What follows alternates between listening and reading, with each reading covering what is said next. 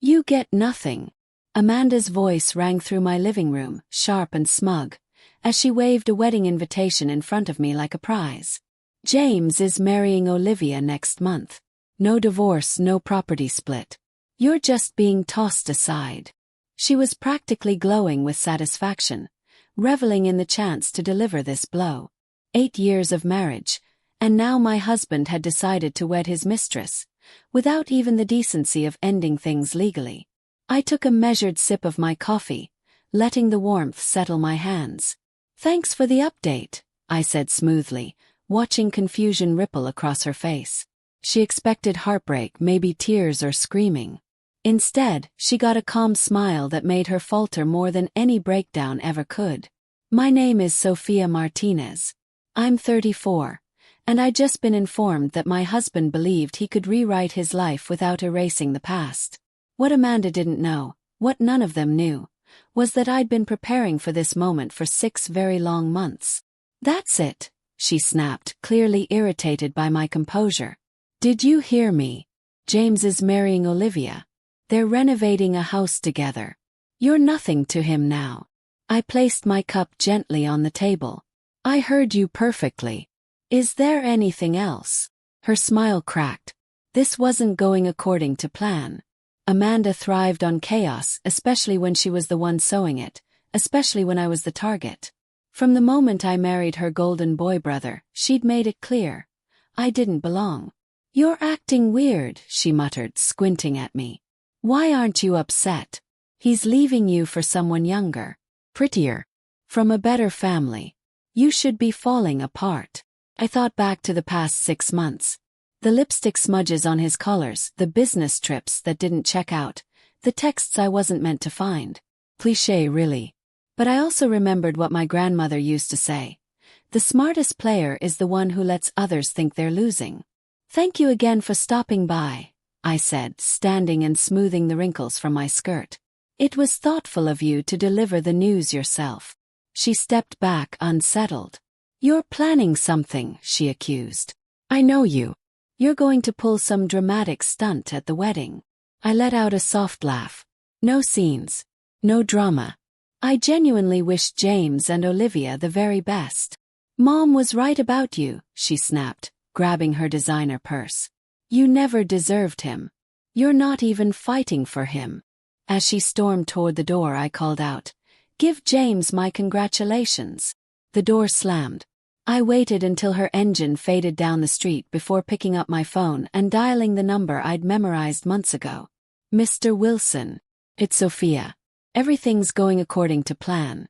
They've set a date. I listened as he responded, calm and assured. Yes, Amanda just left. She brought the invitation herself. No, they still don't suspect a thing. It's time to move forward. I ended the call and walked to the window, watching Amanda's car vanish. She'd raced to James, breathless with suspicion, convinced I was plotting.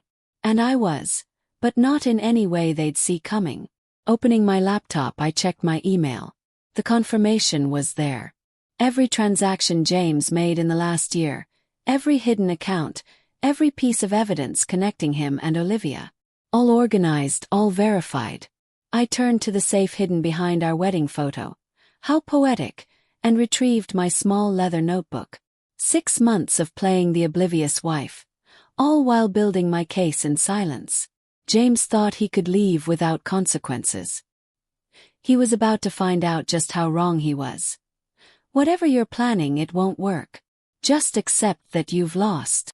Amanda's message lit up my phone, dripping with her usual venom. Smiled. She had no idea the meeting scheduled for tomorrow morning would change everything. James, Olivia, and their carefully crafted fairy tale were about to crash into reality. Sometimes revenge isn't about chaos or confrontation. It's about being prepared. Setting the phone down, I walked into the bedroom, soon to be just mine, and began pulling James's designer suits from the closet. He'd want them for his shiny new future with Olivia. I folded each one neatly, remembering the day I discovered the first crack in our marriage. A receipt for a diamond bracelet tucked inside one of these very jacket pockets. A bracelet I never received. That day had marked the end of my marriage, but not in the way he thought. I didn't cry. I didn't scream. I started planning. "I'm not trying to ruin anyone's happiness," I said calmly the next morning, looking directly at James. "I just want what's fair." The conference room was silent. Papers lay spread out on the table in front of him. Detailed, indisputable evidence. The kind that didn't go away with a charming smile or vague excuses. James stared at the documents, his smooth exterior unraveling. "If you choose not to cooperate," Mr. Wilson added evenly, "Mrs. Martinez is prepared to take this to court. And when that happens, all of this becomes public record."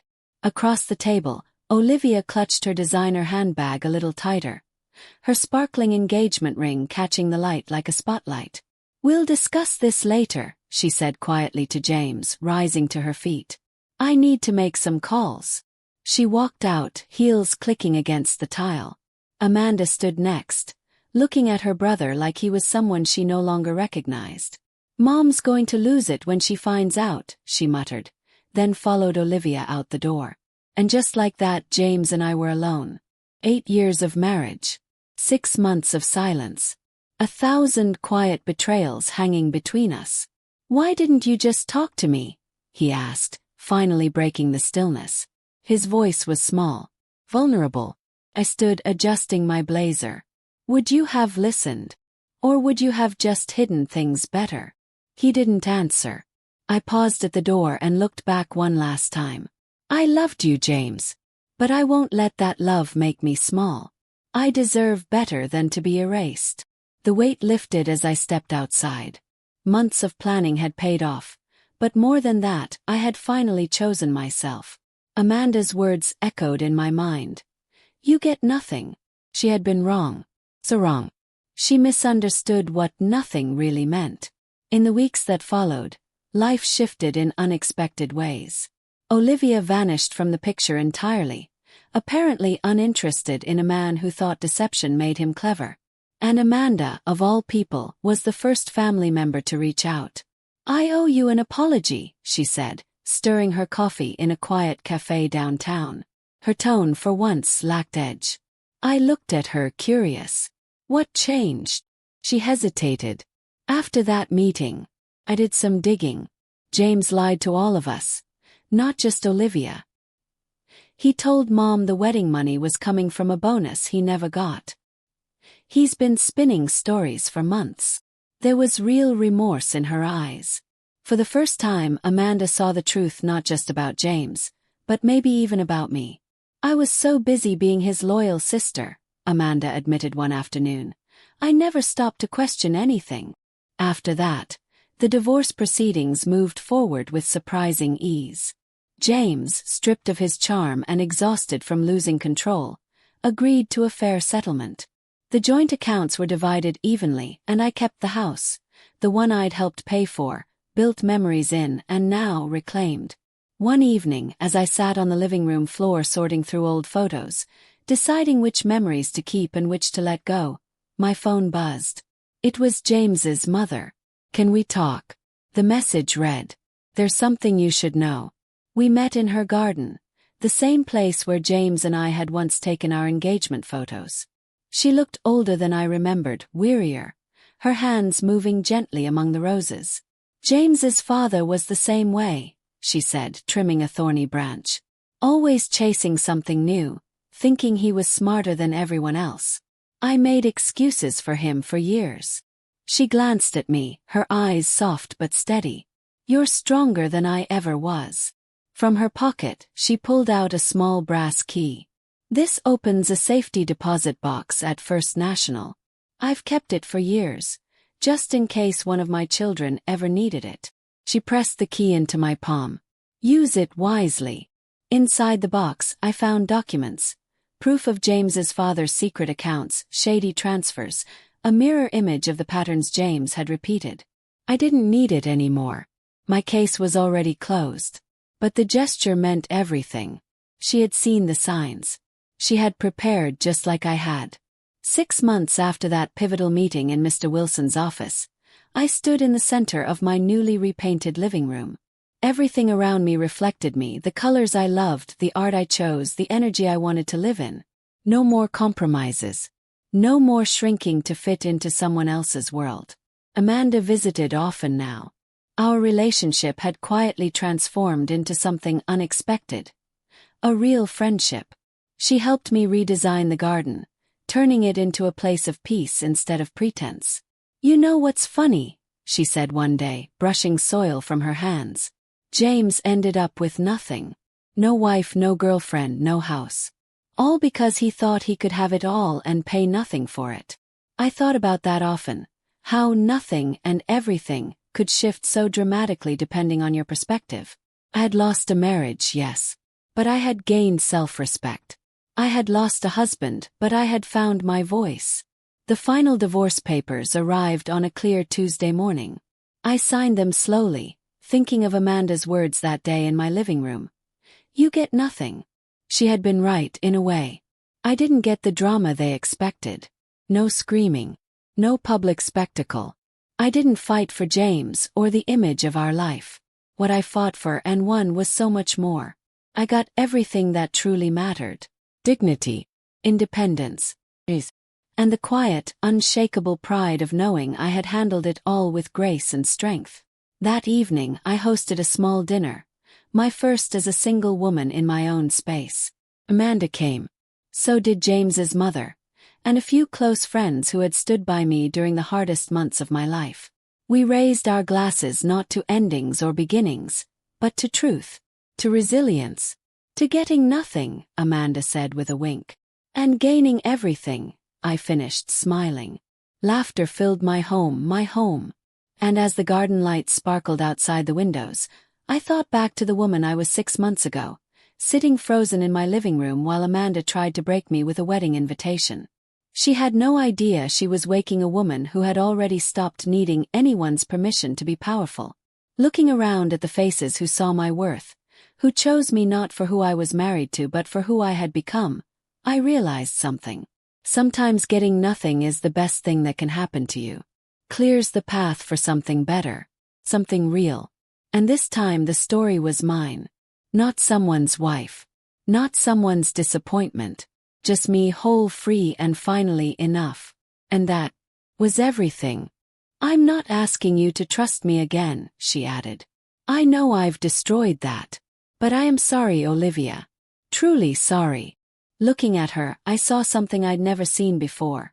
Genuine remorse, not just regret at being caught. "Thank you for saying that," I replied carefully. "But you're right. Trust has to be earned." 6 months later, my water filtration system launched to significant acclaim. The technology was being implemented in several developing countries, providing clean water to communities that desperately needed it.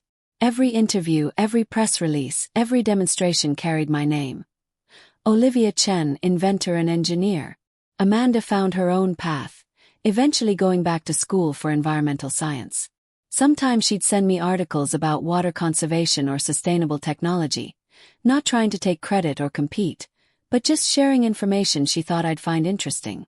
Mom and Dad came to every demonstration, every award ceremony. They'd finally learned to celebrate my achievements without trying to share the spotlight with Amanda. It was a different kind of family dynamic, not perfect but more honest. One evening, after a successful presentation, a young engineering student approached me. "Miss Chen," she said hesitantly, "I read about what happened with your sister. How did you find the strength to stand up for yourself?" I thought about the years of preparation, the careful documentation, the quiet determination that had led to this moment. "I learned that protecting your work isn't selfish," I said. "Standing up for yourself isn't wrong. Sometimes the hardest people to stand up to are family, but that doesn't make it any less necessary." Later that night, I added another entry to my project journal. Not technical specifications this time, but a simple truth I'd learned through all of this. Success isn't just about creating something innovative. It's about having the courage to protect it, nurture it, and ensure it reaches its full potential.